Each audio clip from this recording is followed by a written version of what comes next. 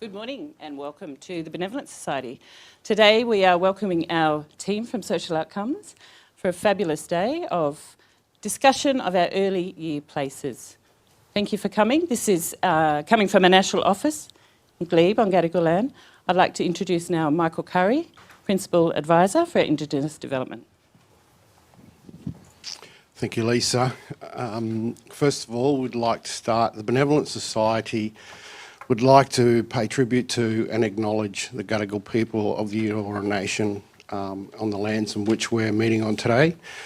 We'd like to pay our respects to their elders, past and present, and acknowledge their wisdom, connection to land and waters in which we're meeting on today. I'd like to also extend and acknowledge the Aboriginal and Torres Strait Islander people who might be in the room and online today, and also pay our respects to your elders past and present. And for today, think of our little people who are going to be our leaders and elders of the future. Thank you. Thank you. Thanks, Michael. I'd now like to introduce Lynn Hatfield-Dodds, our CEO. Thanks, Lisa. It's my very great pleasure to welcome you all here today, both in person and online. A few people contacted me this morning. Influenza is running rife through Sydney and surrounds, it seems, so mask up, people, when you're not in a group like this. So it's my very great pleasure to just give a bit of an introduction to this Impact Years report launch, looking at the early years. So one of the things we say at the Benevolent Society is around when we're looking at some of the complex and seemingly intractable issues around better outcomes for children and their families, we say we don't have a knowing problem, we've got a doing problem. So it's pretty clear that a lot of the evidence is in around what we need to do as a nation, as communities, as families and practitioners to shift the dial for children and their families. So we're good at knowing and writing lots of papers. What we're not good at is doing. So when we came to have a look at this with social outcomes, what we actually decided is, what we actually found out was, while the literature is overflowing with kind of explanations as to why integrated early childhood services and supports and approaches work, the evidence base, while there, is, and I love the text of this, talks about it being surprisingly devoid of examples that come from the practice environment. So this impact report is in part, it was in part seeking to find examples from the practice environment, and we found a ton across the TBS footprint, which is fantastic, where the Benevolent Society is working. So the report outlines the social and economic impact created by our early years places, which is fantastic. I think we operate our early years places in a way that's really fantastic, but we're not doing anything that is outside the norm for other providers that also deliver fantastic services. So this report is the findings are easily scalable and generalisable, and that's the next steps. In response to the data gaps that we identified, Social Outcomes developed a comprehensive impact measurement framework for integrated service systems, and it's the first of its kind in Australia. So it is a really exciting report. It's a groundbreaking report, and I think it's potentially a game-changing report if we can do what we need to do, which is to take our knowing and put it into doing. Thank you. Thanks, Lynn. All right, now let's hear from the team that have done a lot of the work for the Benevolent Society. I'm going to hand over to Sandy Blackburn, who's the Managing Director and Founder of Social Outcomes, and her panel, and they'll tell you a little bit more about all the work that they've done over the last 2 years, I think. It's 2 years. 2 years. Yeah. Pretty intense work. Yep. Thanks, Sandy. Thanks, Lisa. I can just start by saying it's very weird to have a photo of myself while I'm talking to you about it. But we thought it was worth talking a little bit about the history between particularly myself, but also Social Outcomes and Benevolent Society, because a lot of what we uncovered in this work we've been doing for the last 2 years is the importance of relationship and trust building. So we thought we'd model that for you by talking about our own experience together. So my history with the Benevolent Society goes back, I think, about 15 years when I was still at Westpac. And I was on the Business Advisory Council that used to exist for Benevolent Society. And then when there was an opportunity to do one of the two first social impact bonds in Australia, I was tasked as the head of social innovation for Westpac to find the partner with whom we would do such a thing as the Westpac Bonds team. So I made one phone call, and it was to the Benevolent Society. And the question was, we've seen there's an opportunity to tender for this. And so you've got a bank phoning you going, we're looking to secure a $10 million grant over several years. Are you interested? And the Benevolent Society, to their credit, said, can you give us a week? We want to go and talk to everyone on the team and see if we could deliver into that and actually get the outcomes as required. We'll come back to you. And so when I told the team at Westpac that's what had happened, they said these were clearly the right people that we're talking to, because a lot of people would just jump and say, yes, 10 million, how high? But Benevolent Society said, just give us a minute, and if it's not for us, we'll tell you, but if we think we can deliver, we'd love to talk about it. So that journey began, and that was almost 3 years of negotiations with the New South Wales government to get that first social impact bond up. We've recently done a second one with the team in South Australia that's been running for a year and a half now. You lose track of time. Is it 1 year? No one can tell what year it is or what time frames we're working in with COVID. So hard to tell. So for quite a while now, Resilient Families has been running out of South Australia. And that was a fantastic process. The South Australian government, that was their first, and they did such a brilliant job in negotiating that process. So it was a real pleasure. And then Felicia, who we were hoping to be able to be with us today and unfortunately can't, due to COVID and other family emergencies, so she's heartbroken, as are we, because she's championed this whole thing all the way through. So I'm not even sure if she's well enough to watch online, but let's hope she is. So we'd love you and we miss you, Felicia. But it was a meeting 2 years ago in Brisbane, sitting down with me and saying, we really want to do an impact report and say, because we've been running the early years places for such a long time now, and it's almost like the best kept secret, even inside Benevolent Society, let alone more broadly in the sector. And we'd really like to have a better sense of what impact is being created. Could you do an impact report for us? So we said, of course we could. So pulled together the team because we were looking at both social and economic impacts, and then began a process that we thought would be 6 months, I think, from memory. And quite simple. Yes. And so what we want to do is talk you through that process now, because it was neither of those things. It was 2 years long. We worked incredibly closely with the team in Benevolent Society on a painful and exciting journey to get to where we are today. And it's much more than we ever thought it would be, actually. So let me introduce you to the team. So Vanessa Lesney, who was the principal author of this piece and who designed the impact measurement framework from a social perspective, and Nikki Hutley, who's the economist on the team, obviously responsible for the cost-benefit analysis view, and we'll be talking more about that in terms of the break-even analysis that was done. So my first question is to you, Vanessa. So what was surprising? I've probably preempted that just a tad, but what was surprising in doing this project? Well, as you said, we thought early childhood, learning the impact of that on lifetime outcomes, everyone knows about that. We'll just apply that evidence, we'll look for the data, we'll create an impact report. But, thorough as we are, so the first thing we always do, right, is to really understand what the program is. And Marissa and Vi are in the room, and Eve is in the room, and we have many, many conversations about what is it that you actually do. And it took us quite some time, I would say, to figure that out, because, all right, everyone knows about one-stop shops, and yeah, okay, it's a one-stop shop, but what's special about it? So we dug and tried to understand, and I think probably that took a good few months and a whole lot of good stories before we started understanding what it is that the EYPs actually do. And then, of course, we went into the evidence base, because that's what we do. It's like, so, all right, is this evidence-backed? And we went through all that research about okay, we're not talking about early years, really. Everyone knows about the early years stuff. What we really want to focus on is what is special about an integrated early years place, and what does the evidence say about how that should work? And it's like, what can we discover about this?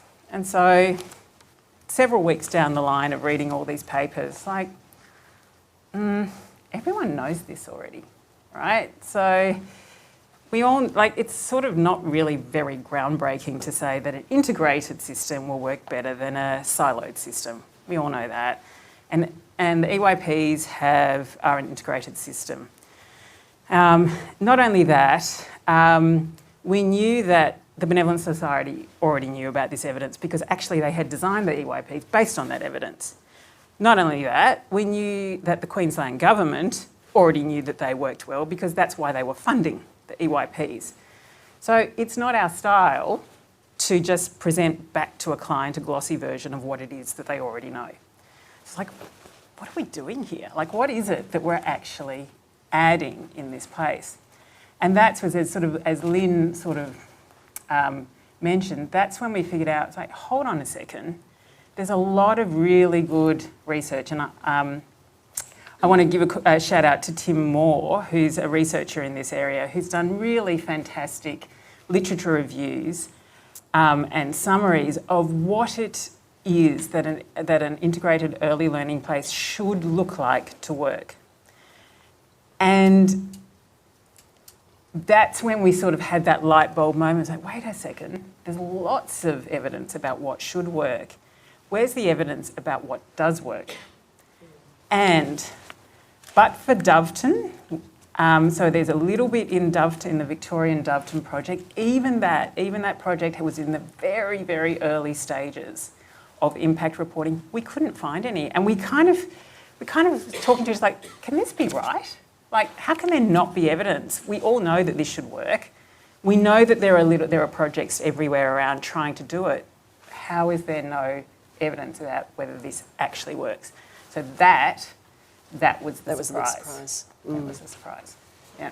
So everyone who's listening has probably drawn the conclusion that this was not as simple a project as we thought it would be, given it took 4 times as long. Yeah. So what were those challenges specifically? So there were probably 3.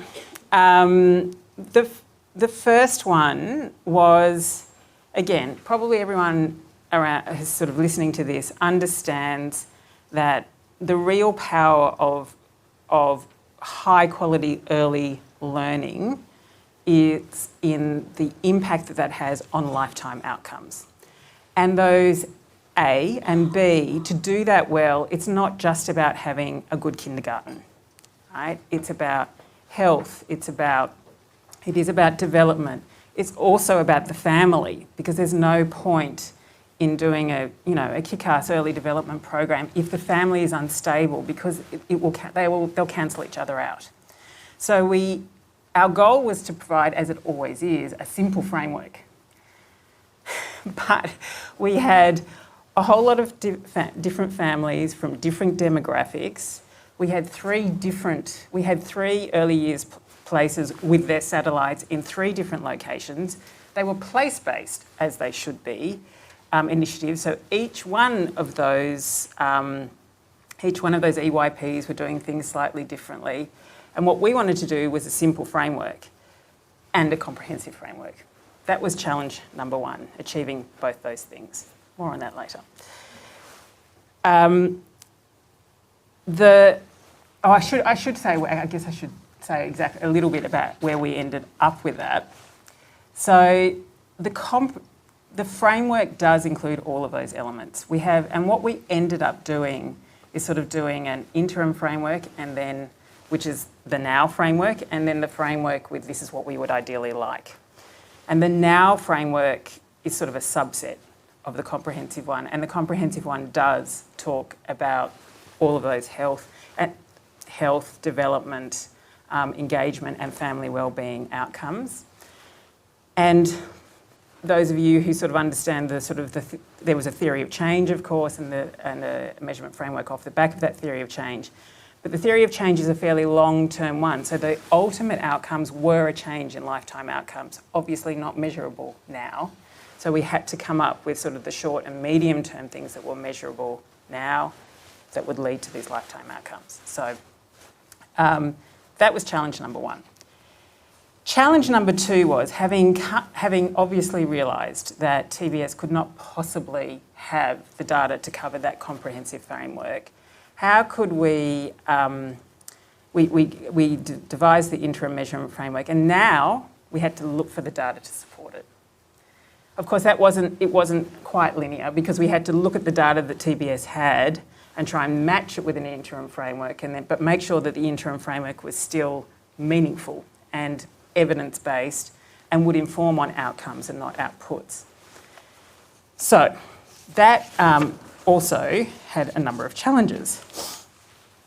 Again, anyone who's ever worked in a non-profit will know that historically non-profit programs are funded by outputs. That's how government funding worked, that's how philanthropic funding worked, and therefore that is the data systems designed to fulfil those funding requirements were designed for outputs.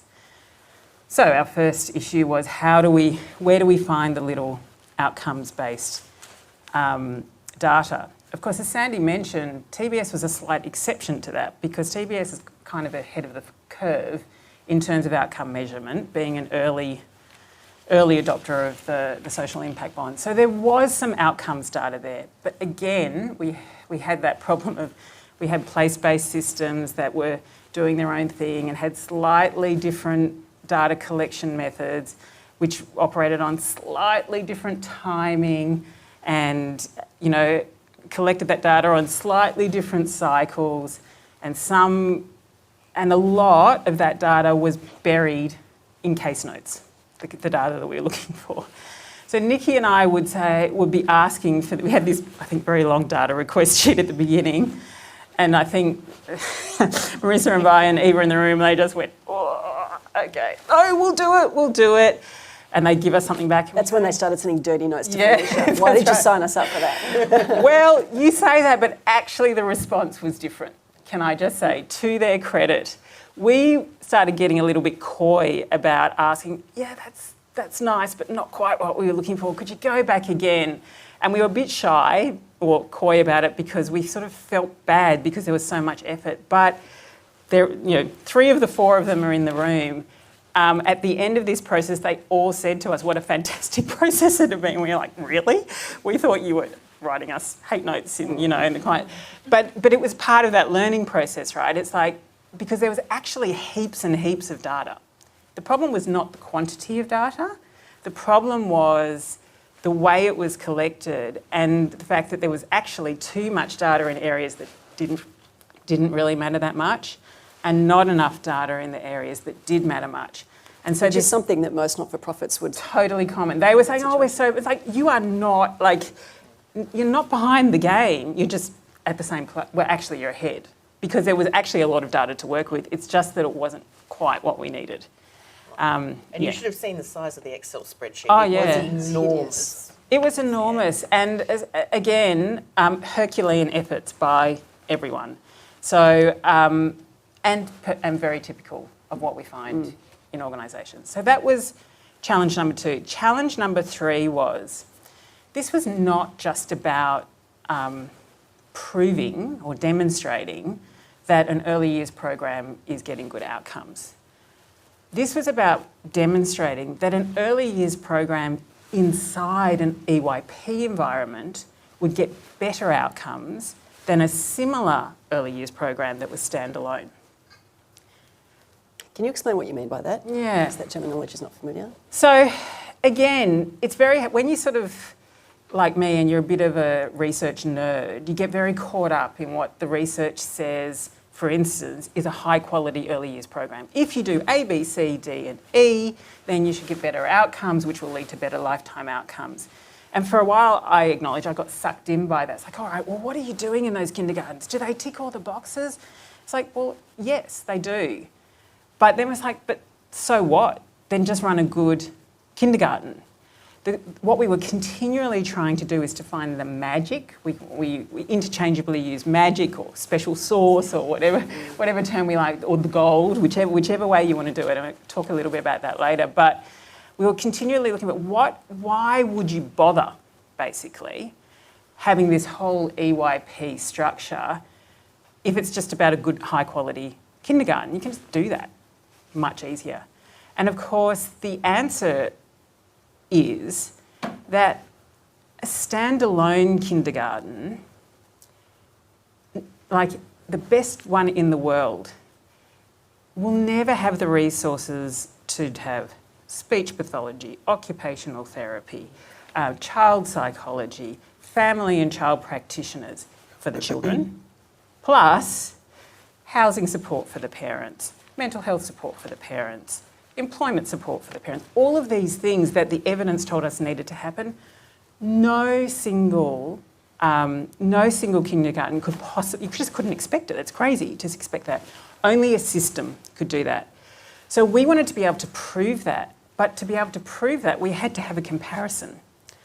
And Eve, bless you, Eve, went ringing around both TBS and other partner kindergartens to see, could we find something against which we could compare? And the answer is we couldn't. Either they were measuring different things or they weren't measuring things at all, or the demographic of that kindergarten was not comparable to the demographics of these kids. It was a nonsense to try and make up that comparison. So we didn't. We just didn't. And that's just one example of, I guess, the challenge of proving additionality of the EYP as opposed to standalone services. And Nikki actually has more to say on that. Let me pass to Nikki because we'll talk about the economic returns on this. And I know this will be of particular interest to government colleagues that are in the room or online. Let me also take this moment to express our deep gratitude to the Department of Education in Queensland having funded this piece of work. So it wouldn't have happened without them, and they've been fantastic partners in this process. So the big question then for you, Nikki, is what has this meant in terms of an economic return on that investment? Well, I wish I could just give you a lovely pat number and say, return on investment is a number times. But as Vanessa has very eloquently laid out, we faced so many different challenges. And one of the biggest ones was around finding a good counterfactual. So what would have happened in the absence of this program? What can we compare it against?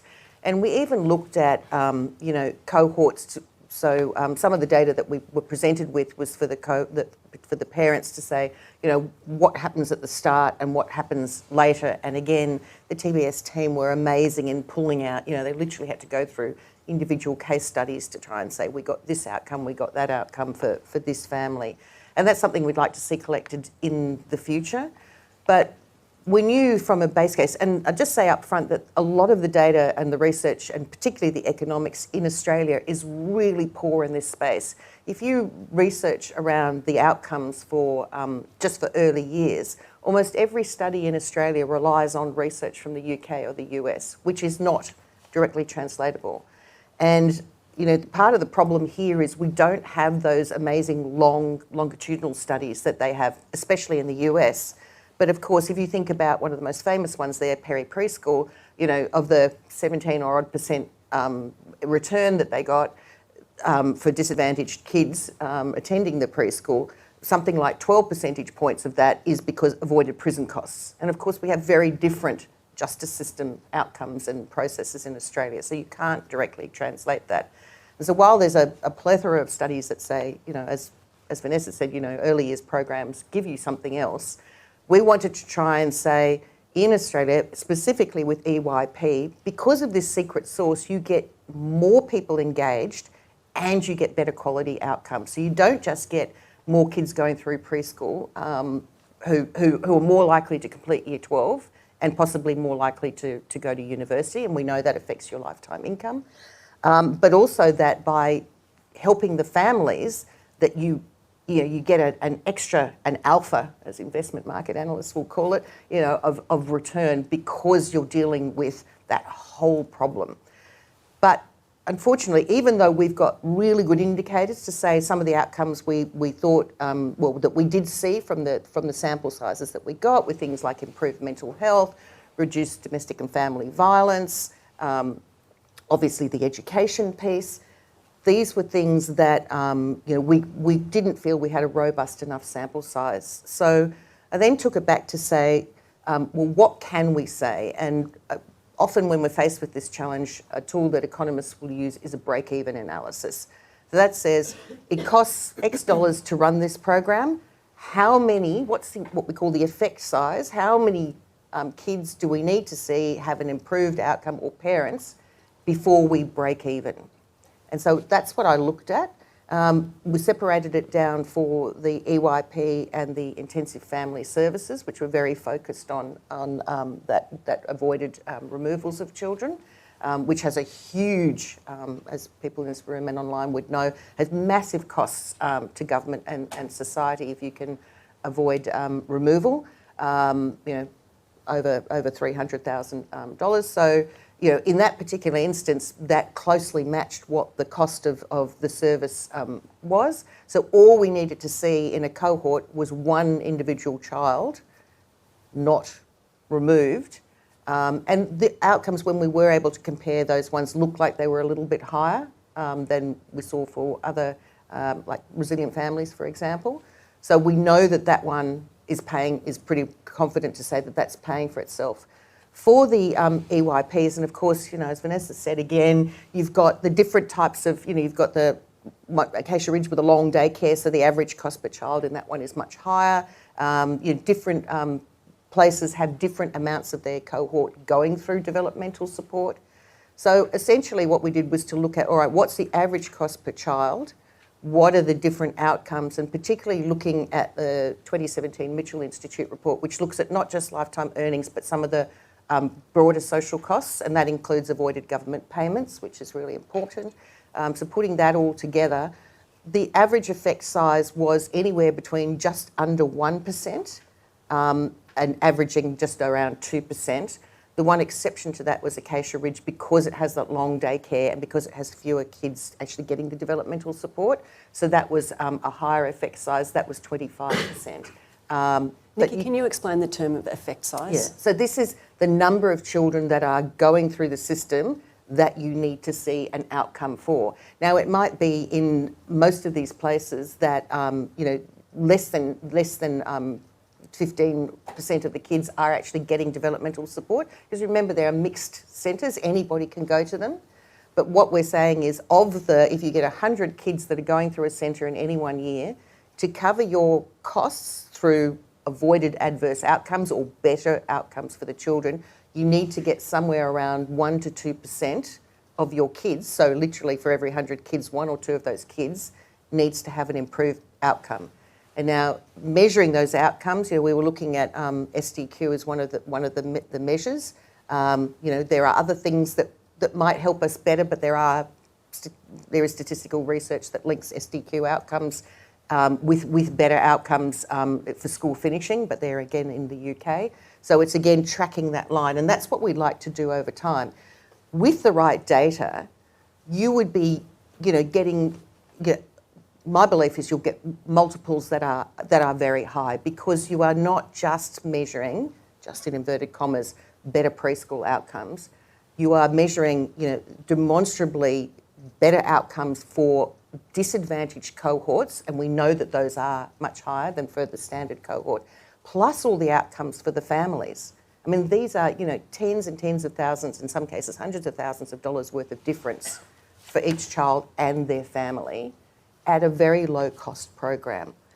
But what we need is better data, including the counterfactual and sample sizes of, what's happening. Now already we've got data in the field, because we again harassed the poor TBS team to say, can you just add these questions onto your survey? Oh, and this question. Oh, and this question.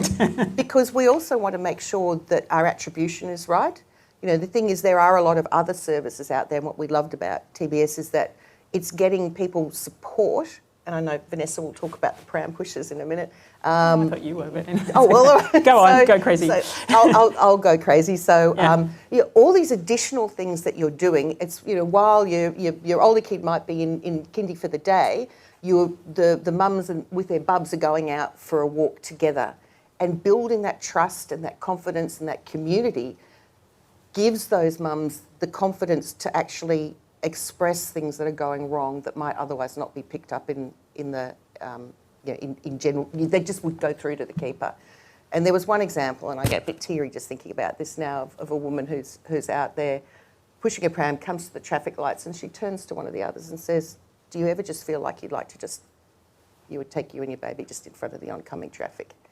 I get shivers saying that. This would not have been picked. This is a woman with serious postnatal depression, mental health issues. that would not have, that she didn't feel she could express, but she was in that group, she was getting the support she needed.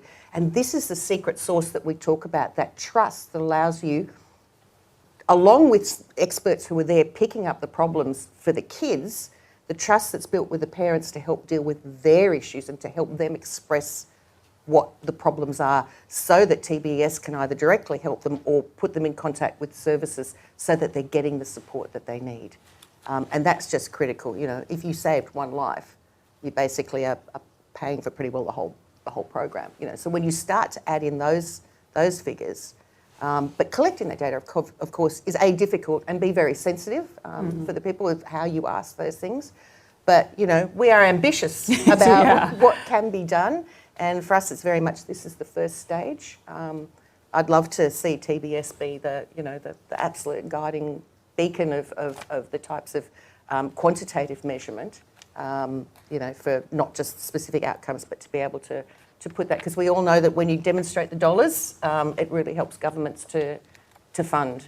We know this makes sense, but having that evidence base also tells you how much of your resources as a government you can push towards these programs, because you're avoiding huge costs down the track. And what's so interesting about that, if you were thinking about this as a possible payment by outcome contract or social impact bond, when we would design those, you'd be saying, let's say you had to get 50% of a targeted cohort would have to get the outcomes you were looking for in order to get paid for the outcomes and so on.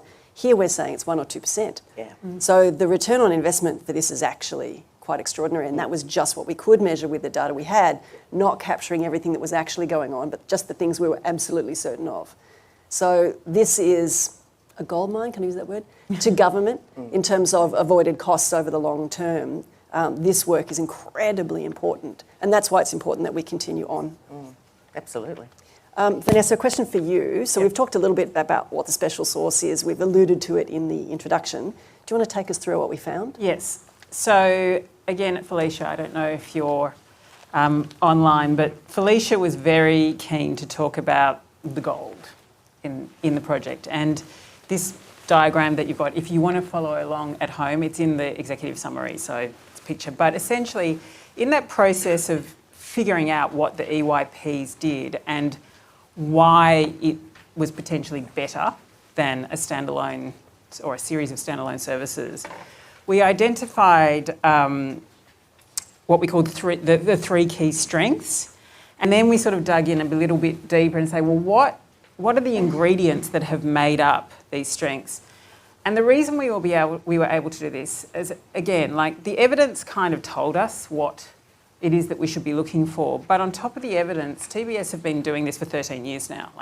And Longer now. Longer now. This was 13 years that when was we 13 started. when we 15 years now. 15 years now. And so you learn things along the way, right? And so yes, there's what the evidence says you should do, and then there's what do you learn when you're actually doing it. And so the three key strengths that we identified were, first of all, and I guess these were hypotheses.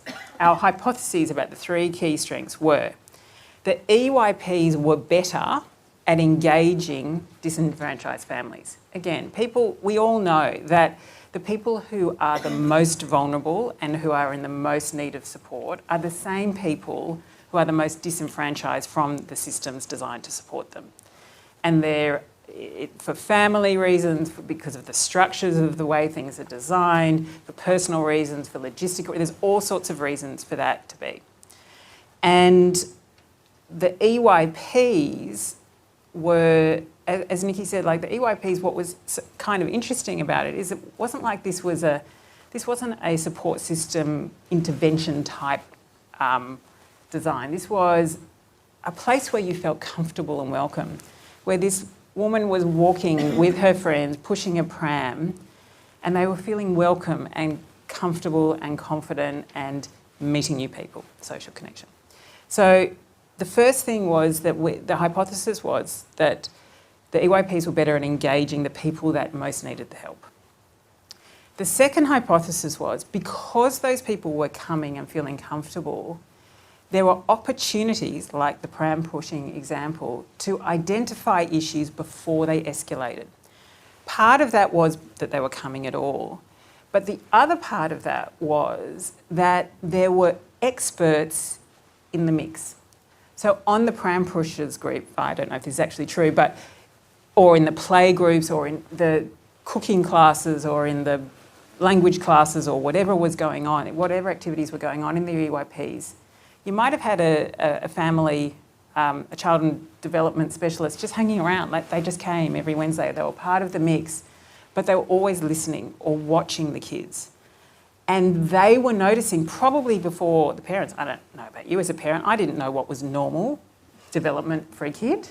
So, but the people in the mix knew, and they were picking up these issues and saying, you know, would you like to come and chat to me on this, and read a book with me? And it wasn't like it was an intervention, it was just part of the everyday. And so what was happening, we kind of coined the term early intervention, because everyone talks about early intervention. But in the literature about early intervention, it's like once you know there is a problem. And what we were seeing in the EYPs is that we were actually seeing the problem before you knew it was a problem, because there were experts in amongst these comfortable environments. So we have this early identification. But then you have the next step, right? And that is having, I guess, being, as a parent, notified that there might be an issue. Again, you can imagine in a normal sense, we think your child has a developmental issue. I'll refer you to this specialist. And they go, what do you mean? It's like, you know, here's the number, make the call. You ring the specialist, oh yeah, sure, 6 months, no problem, come over. And then, oh, and by the way, we're on the other side of town. And by the way, it costs X. And all these sorts of things. And so what happens is, even if you know there is a problem, you don't go and get the support you need, because there are those barriers there.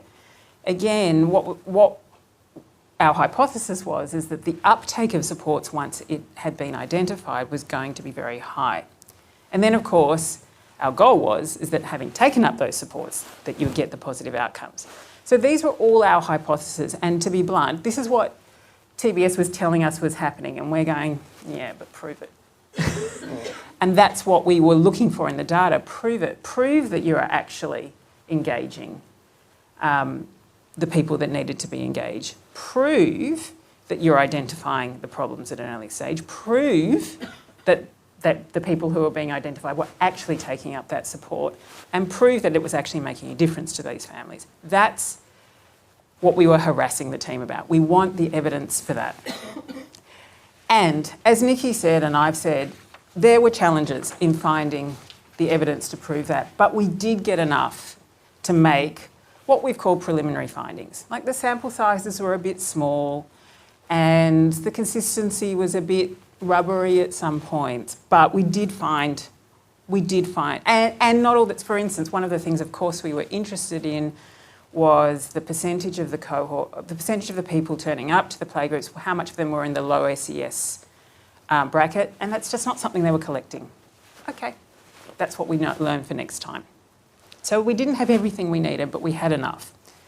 So what did we find? We found that people were coming, that vulnerable populations were coming to the EYPs, and they weren't just coming once, they were staying there. So we had, again, we deliberately generalised across all of the locations. So some locations had more or less, but across all of the locations, 7% of the people coming were from Aboriginal and Torres Strait Islander backgrounds, and 12% were from culturally and linguistically diverse backgrounds, which the evidence says are more likely to have be of disadvantage. We wanted to prove that they were staying, like they weren't just coming once, they were coming repeated. We didn't have the data that talks about the number of playgroups. So we not consistently across. But what we did find out is that 35% of the children that were attending the kindergartens had previously attended the playgroups. So we could see, potentially, that the playgroups were that soft entry. Don't like that term soft, but because it's probably the most important thing. But anyway, the soft entry was leading into a kindergarten. And again, what we really wanted to know is whether those families would have sent their kids to kindergarten but for their engagement with the EYP. We didn't have the answer to that question, but we will soon, because the client surveys now have been adjusted to ask that question. So that's one of our learnings. So we found out that yes, they were engaging people. We actually had a long conversation with the Department of Education in Queensland, who were also super interested in whether the draw of the EYPs was disproportionately high, in a good way, of the most vulnerable things. And that was something we were, we're not there yet, but we know that the Department of Education is keen to work with us on that. So then the question was, what were people actually being identified within these environments? And that's where it was getting a bit more interesting, actually. We had some better data on that. So again, we found that 503 children, which is 11% of all of the kids attending the playgroups, were identified as having suspected developmental delays. Of those 503 children, 449, so almost 90%, took up the supports that were recommended.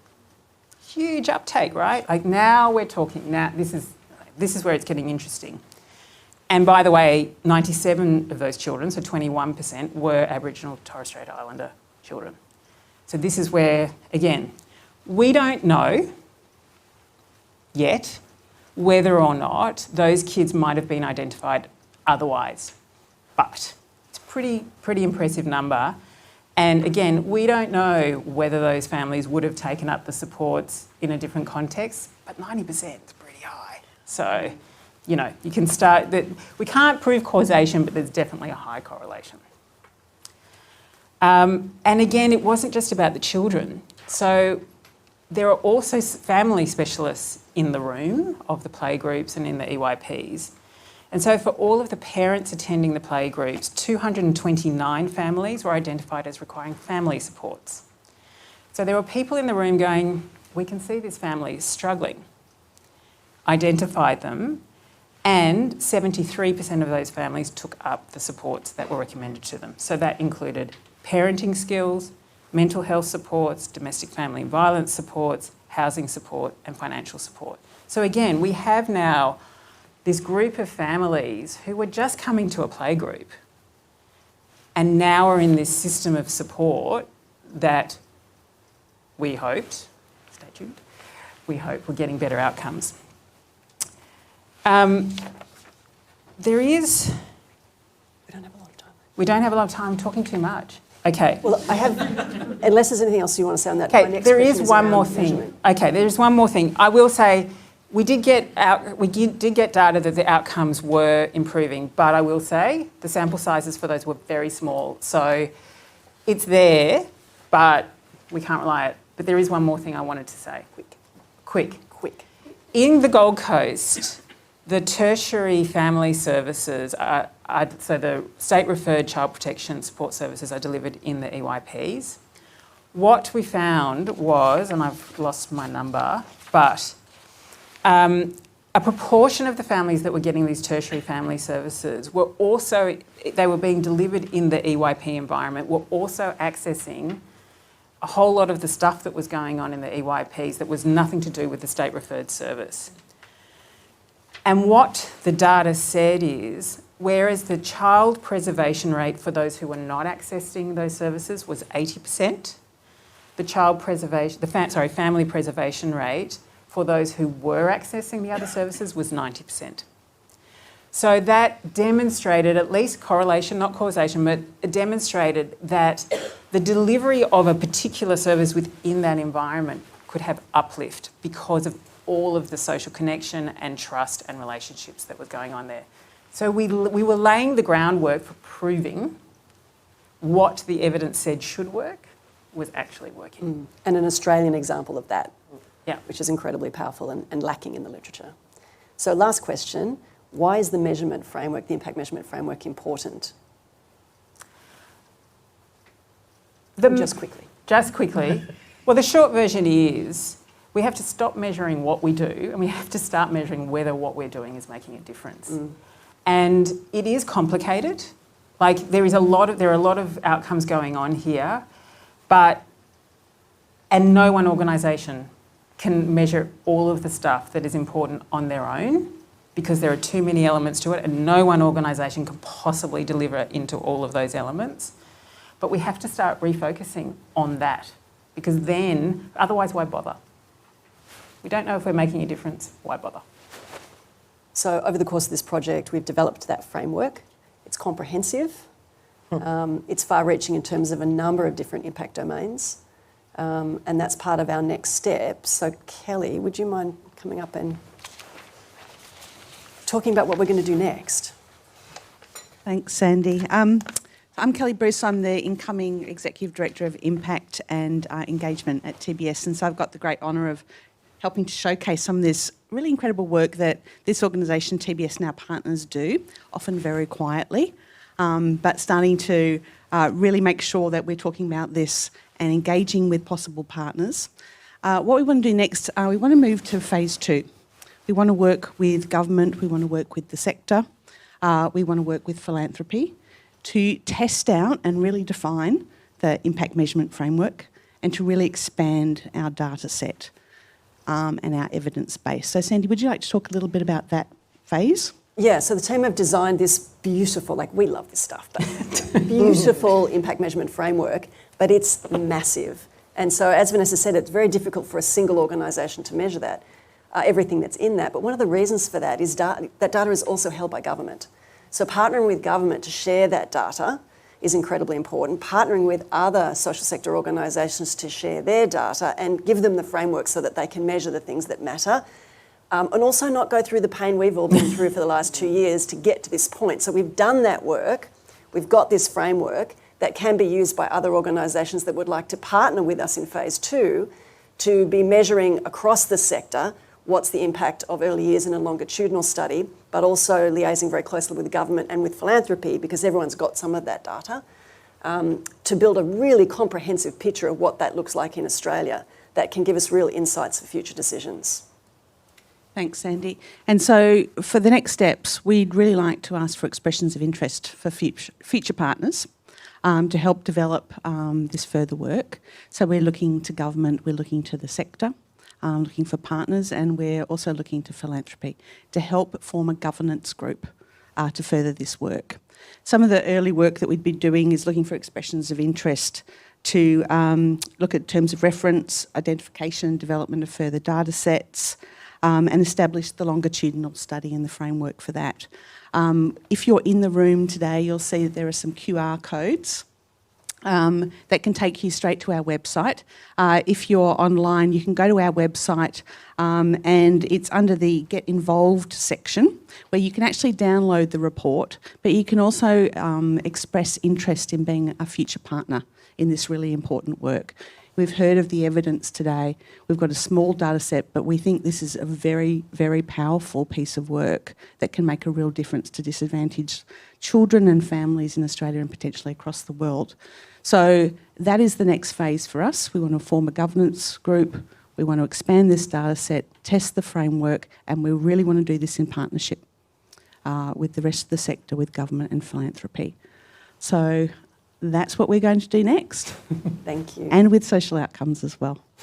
So, thank you. So any questions either in the room or online? So we can take them from online and we'll be collecting those questions and they'll show up on the screen in front of us. Any questions in the room while that's happening?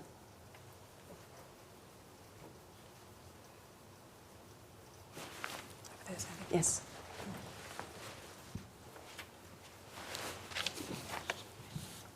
Hi, thank you. I'm Caitlin Graham from Social Ventures Australia. So we're really interested in the work that you're doing, and this report is fantastic, and it's actually just really helpful to be able to see this broken down in this way, and how it's being measured, and the challenge of the counterfactual is obviously something that we keep coming up against as well. I was wondering if there's plans, and maybe this is phase 2, to roll this out to EYPs beyond the Benevolent Society, or if this will stay with the EYPs that the Benevolent Society is responsible for, if it's going to go broader? We'd like it to go broader, and that's hence the invitation to other organisations in the social sector who'd be interested to apply it in their programs, any early years work that they do, so we can measure across multiple organisations across the country over time. Okay. So, as I said, the hard work's been done, so we can now jump 2 steps forward and do it as a sector. Thanks, Karen. Oh, Felicia. She is online. Hi, Felicia. Hi, Felicia. So, an anonymous question. Were you managing to, jumped up, to engage the families who often miss out on services? And how does your data match against the AEC data? The AEC data? Oh, yes. We thought a lot about that. Yeah. You could take that one, Nikki. Well, I think I might have to, clearly the first part of that is yes. I mean, that's absolutely what part of the secret sauce is trying to engage people who wouldn't normally engage, even getting kids who might not. I mean, we have quite high rates across general cohorts of participation in early years, in kindergartens, but there are cohorts of disadvantage, particularly that miss out. But you trying to do a counterfactual for that to say, well, what does it look like in other parts of, say, the Gold Coast? Of what's the participation of these groups in a standard kindergarten versus what's the enrolment? Then adjusted for the population of each of those LGAs or local statistical areas. It's almost impossible to do, and of course we didn't have the data for the other schools or kindergartens to compare.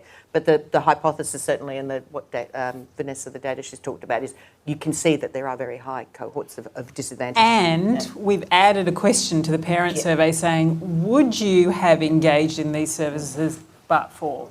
So it's not perfect because it still means that they have to engage with the EYP, but we're trying to.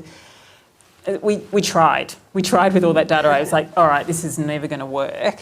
But so we sort of went for the easier pickings of, let's just ask the families, would you have done this if you hadn't been involved in this? And that's going to be hugely important for setting up the counterfactual as what would have happened to them otherwise.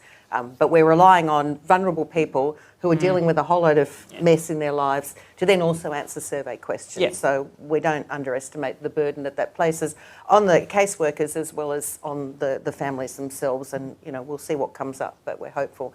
On the AEC data, I mean, I would have loved to have had that, but we had SDQ instead, and we were trying to see could we map the SDQ domains to AEDC, because there's slightly better longitudinal data that links AEDC outcomes with other outcomes, but it couldn't be done with the data that's collected in its current form. That was a question that we have raised as to whether that's something that can be done in the future.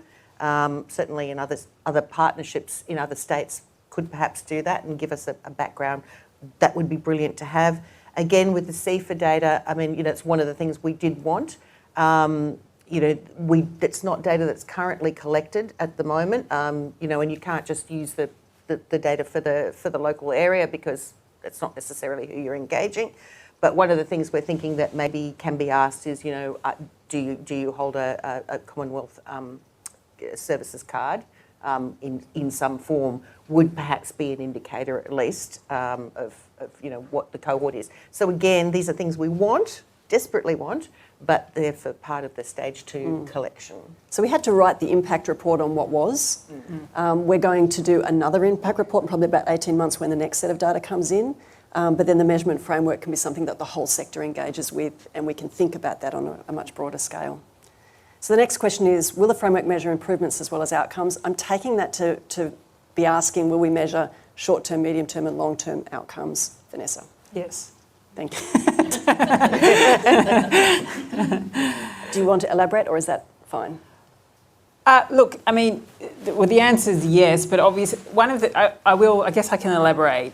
One of the interesting existential moments we had is that we are very anti only measuring outputs, and one of the typical output measures that is measured is attendance.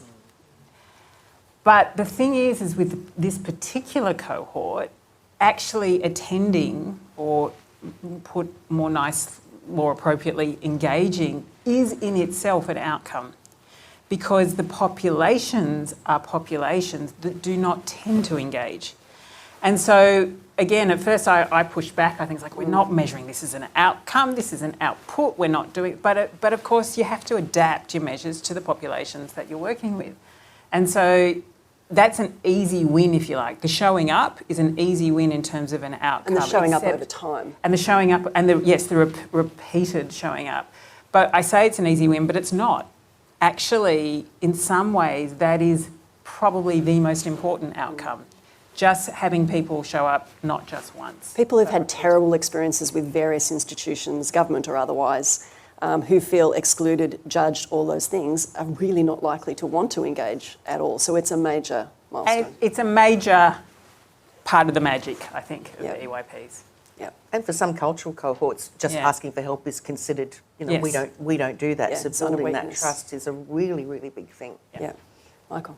And that goes to my question, really. Do we have insight into the magic secret source for our First Nations children and families and our cultural, linguistic and diverse families around what it is we're hoping to achieve in outcomes? I know, for example, that we've got Aboriginal, Torres Strait Islander early childhood specialists. Yes. So, yeah, that's my question.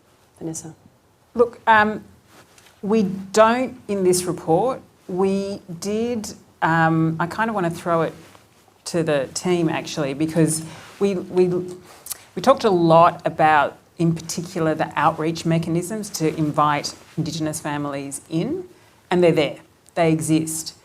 But we haven't, I'm pretty sure it's one of the measures in the framework, but it's not something that we focused a lot on in terms of the outcomes other than what the population looks like, and possibly that's something that we need to build in more. So we have very high level data. So one of the things that TBS were able to provide us was how much of the cohort does identify as First Nations or COLD community. But then we didn't, for the brief sort of data sets that we do have around changes in outcomes, those weren't broken down. And we'd love to break that down just by CEFA scores as well.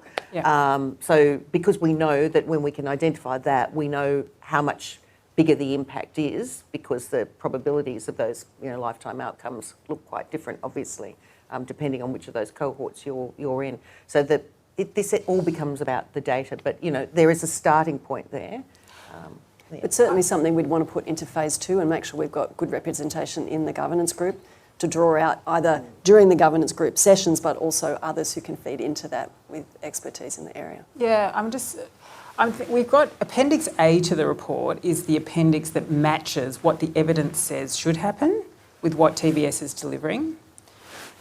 And cultural relevance and appropriateness is absolutely there.